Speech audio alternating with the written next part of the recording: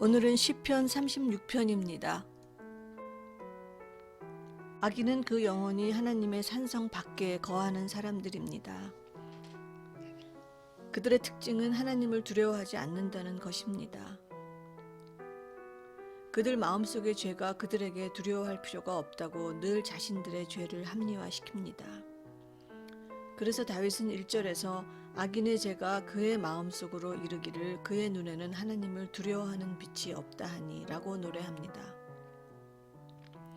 악인은 자신의 죄를 죄라고 깨닫기는커녕 스스로 아주 잘 살고 있다고 착각합니다.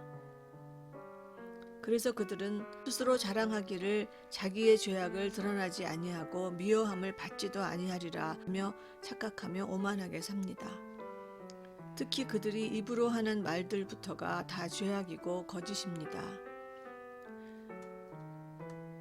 그의 입에서 나오는 말은 죄악과 속임이라 그는 지혜와 선행을 그쳤도다. 그들은 밤낮으로 죄만 생각하고 그것이 죄인 줄 모르니 거절하지도 않습니다. 그는 그의 침상에서 죄악을 꾀하며 스스로 악한 길에 서고 악을 거절하지 아니하는도다. 그러니까 죄가 죄인 줄 알아보지조차 못한다는 것이 그들의 교만입니다. 인간적 차원에서 당장 벌받지 않고 그럭저럭 잘 살아가고 있기 때문일 수도 있습니다. 하지만 하나님의 심판의 차원은 인간과 다릅니다. 그것은 산과 같고 바다와 같습니다. 땅이 흔들리고 바다가 포효하면 인간은 아무 능력 없습니다. 그런 하나님의 차원, 곧 우리의 영적 차원에서 하나님은 우리를 구해주십니다. 주의 의는 하나님의 산들과 같고 주의 심판은 큰 바다와 같으니이다. 여호와여 주는 사람과 짐승을 구하여 주시나이다. 하나님을 두려워하는 자들은 주의 날개 그늘 아래 피하게 하십니다. 하나님이여 주의 인자하심이 어찌 그리 보배로우신지요. 사람들의 주의 날개 그늘 아래에 피하나이다. 주를 경외하는 자들은 세상에 있는 것이 아니라 주의 집에 있는 것으로 먹고 마십니다. 그들이 주의 집에 있는 살진 것으로 풍족할 것이라 주께서 주의 복락의 강물을 마시게 하시리이다. 육신적으로 다 똑같은 세상을 사는 것 같아 보이나 하나님의 날개 그늘 아래 사는 자들은 영적인 평강을 누리고 영적 양식으로 배부르게 삽니다. 그래서 9절에서 진실로 영적 생명의 원천이 주께 있사오니 그들의 영혼이 주의 빛 안에서 빛을 봅니다. 라고 합니다.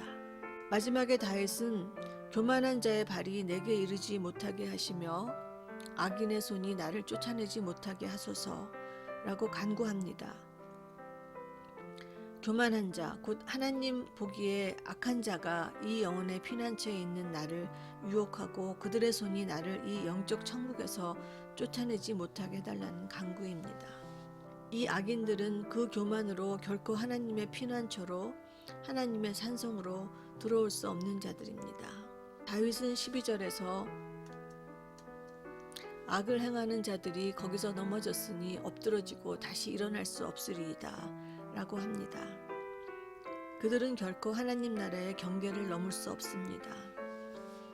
그들은 영혼의 안식을 맛볼 수 없습니다. 그 경계에서 엎드러져 다시는 일어나지 못합니다.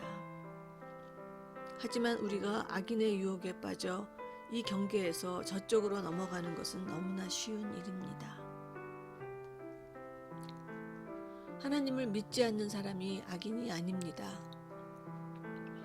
악인은 죄가 죄인 줄 알아보지 못하고 늘 자기 합리화하며 그것을 정당화하는 사람입니다. 자기를 믿고 세상을 살아가는 사람입니다. 교회에 나가고 헌금, 금식하는 것도 자기의 계획, 자기 열심으로 하는 사람입니다. 그들은 하나님을 두려워하는 마음이 없습니다. 자신의 죄를 보지도 깨닫지도 못하기 때문입니다. 자기 죄를 보지 못하는 그들은 다른 사람을 정죄합니다. 그래서 다른 사람을 정죄하는 생각은 우리 영혼의 큰 비상벨입니다. 지금 내 영혼이 악한 길로 빠져들고 있는 것입니다. 그것은 하나님께 대한 두려움이 없다는 것입니다. 정죄하는 마음을 방치하면 언젠가 꼭 엎드러져 다시 일어날 수 없을 때를 만나게 됩니다.